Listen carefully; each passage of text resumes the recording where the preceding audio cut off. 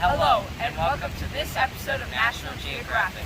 I'm John Nichols. And I'm Michael Oliveri. And today, we're searching for math in nature. Let's go! Okay guys, so this is where we find our first math in nature. Here we see an abandoned honeycomb.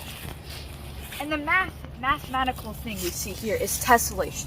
If you don't know what a tessellation is, it is when a geometric shape repeats itself across the surface without overlapping or any gaps in between. Bees use these to maximize the amount of honey they can fit into a tight space. And now, come follow me on our journey to find more mathematical things in nature.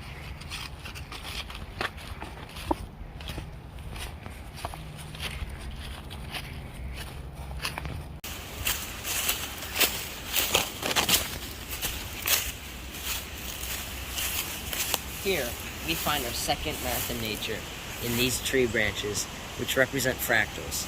A fractal is a pattern that repeats itself over and over at different scales, even the microscopic level. As you can see, these tree branches branch out into even smaller ones, which can even go into even smaller ones. You can also find fractals in leaves in their veins. Leaves also represent the mathematical property of symmetry.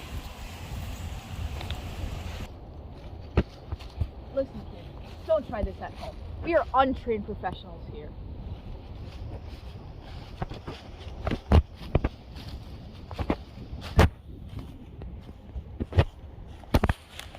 The next thing where we see math in nature is in bamboo.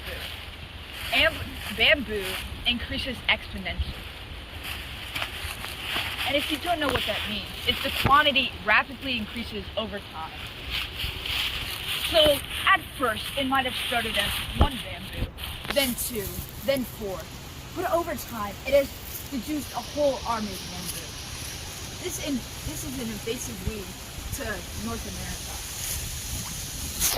And it's a timely and expensive cost to get rid of it. Just ask my mom. She spent over $2,000 getting rid of this plant.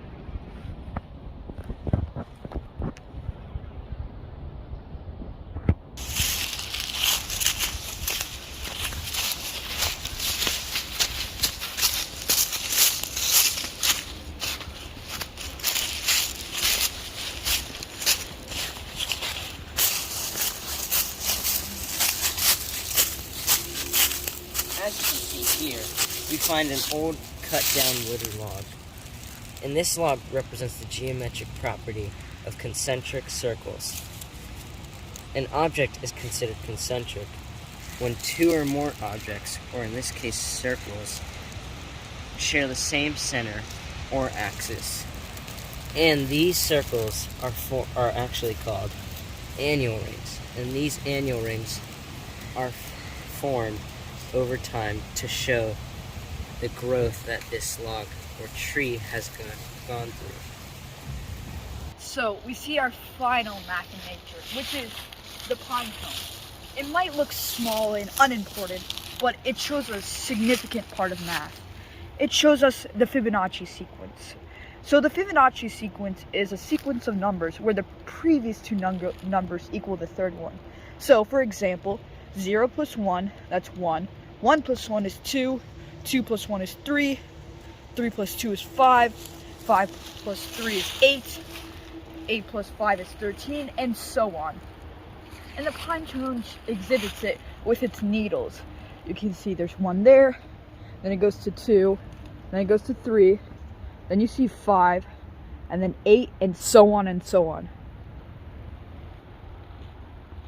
Thank you for joining us on this episode of National Geographic as we explore the endless possibilities of math and nature. We hope to see you next time. Stay in school.